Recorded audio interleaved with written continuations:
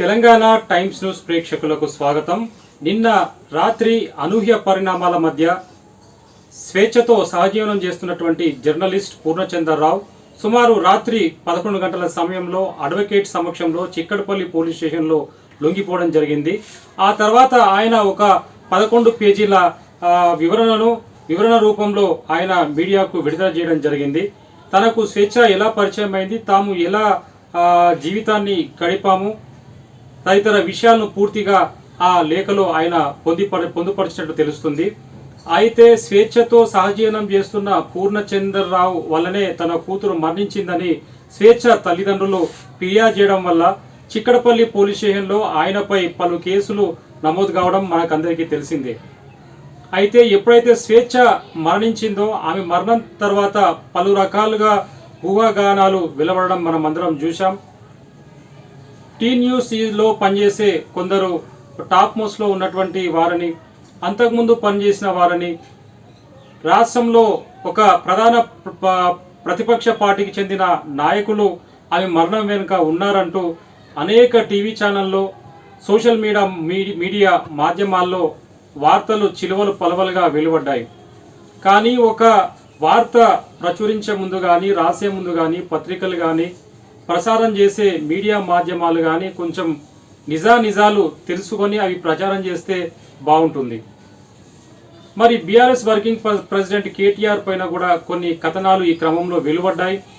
ఒక మీడియా సంస్థ అనేక రకాలుగా ఈ స్వేచ్ఛ మరణానికి కొందరు బీఆర్ఎస్ నేతలు కారణమని చెప్తూ పలు ప్రసారాలు వెలువరించిన నేపథ్యంలో కార్యాలయం పైన బీఆర్ఎస్వి రాష్ట్ర నాయకులు మరి దాడి చేసి పలు కార్ల అద్దాలను, టేబులను తదితర వాటిని ధ్వంసం చేయడం మనం అందరం చూసాం.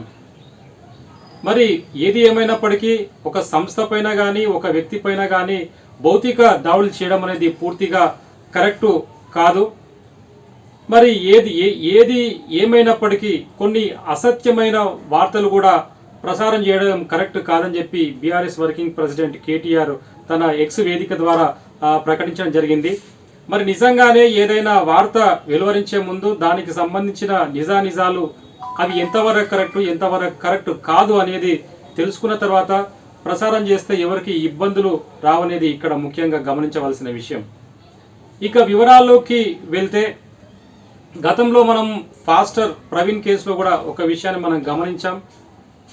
ఆయన మరణం ఎలా జరిగింది, ఎందుకు జరిగింది అనే దాని వివరాలు పక్కన పెట్టి అనేక రకాల కథనాలు మీడియా వేదిక ద్వారా వెలువడ్డాయి. చివరికి అది ఒక దాడి చేసినటువంటి ఘటన కాదు, ఒక రోడ్ యాక్సిడెంట్ వల్లనే మరణించడం చెప్పేసి పోలీసులు సుదీర్ఘమైన విచారణ అనంతరం ఎన్నో సీసీటీవీ ఫుటేజీలు పరిశీలన చేసిన అనంతరం ఆ వార్తను ధృవీకరించడం జరిగింది.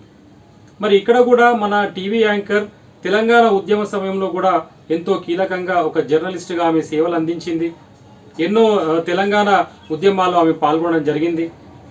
మరి అలాంటి ఒక మహిళ పట్ల కనీసము వాస్తవాలు ఏంటి అని తెలుసుకునే ప్రయత్నాలు చేయకుండా చిలువలు పలవలుగా తమకి ఇష్టం వచ్చినట్లు సోషల్ మీడియా మాధ్యమంలో ప్రసారం చేయడం అనేది సరైన విషయం కాదు.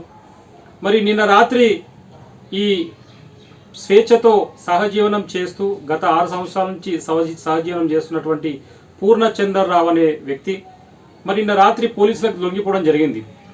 మరి పోలీసుల విచారణలో అసలైన కారణాలు ఏంటి అనేటి బయటికి వస్తాయి. మరి అసలైన కారణాలు బయటికి వచ్చినప్పుడు ఆమె మృతికి కారణం ఏంటనేది తెలిసినప్పుడు మరి రకరకాలుగా ఆరోపణలు చేస్తున్నటువంటి నాయకులు కానీ, మాధ్యమాలు కానీ ఏమి జవాబిస్తాయి మరి ఇక్కడ అర్థం కావడం లేదు. మరి నిజంగా పోలీసుల విచారణలో స్వేచ్ఛ మృతికి ఎవరు కారకులు అనేది ఖచ్చితంగా బయటికి వచ్చే అవకాశం ఉంది.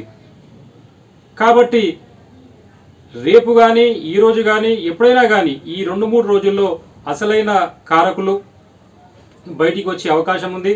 ఆ బయటికి వచ్చిన తర్వాత పూర్తి నిజాలు మనకు ప్రజలకు తెలిసే అవకాశం ఉంది.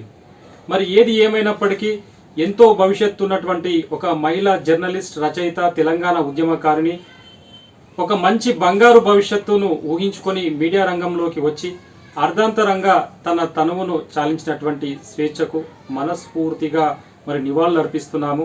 ఆమె ఆత్మ ఎక్కడున్నా కానీ ఆమె ఆత్మకు శాంతి చేకూరాలని మేము తెలంగాణ టైమ్స్ న్యూస్ ద్వారా నివాళులర్పిస్తున్నాము.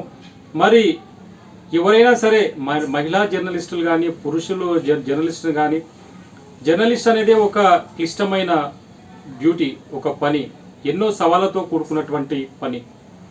మరి ఈ క్రమంలో అనేక ఒత్తిడులు చేసే చోట్ల కానీ, బయట కానీ, రాజకీయ పరంగా కానీ, సామాజిక పరంగా కానీ, వేరే ఛానళ్లతోని కానీ ఒత్తిడి అనేది సహజంగా ఉంటుంది. అది మహిళా జర్నలిస్ట్కి అయితే ఈ ఒత్తిడి అనేది ఎక్కువగా ఉంటుంది.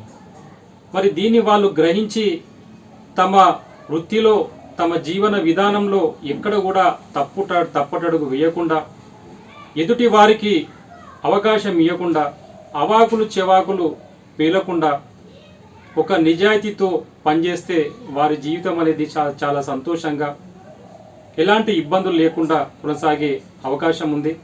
కాబట్టి ముఖ్యంగా నా మహిళా సోదరీమణులకు ఒకటే నేను చేస్తున్న విజ్ఞప్తి, మీరు ఏ వృత్తిలో ఉన్నప్పటికీ కూడా ఎవరిని కూడా పూర్తిగా నమ్మొద్దు, ఎవరితోనూ కూడా మీ పర్సనల్ విషయాలు షేర్ చేసుకోవద్దు, ఎవరితోనూ కూడా అందరినీ నమ్మి మోసపోవద్దని చెప్పి నేను తెలియజేస్తూ, మరి మరొకసారి మన మహిళా సోదరిమణి, రచయిత్రి, జర్నలిస్టు, మరి ఆమె మృతికి బాధపడుతూ మళ్ళీ నివాళులు అర్పిస్తున్నాము. జై భీమ్, జై భారత్.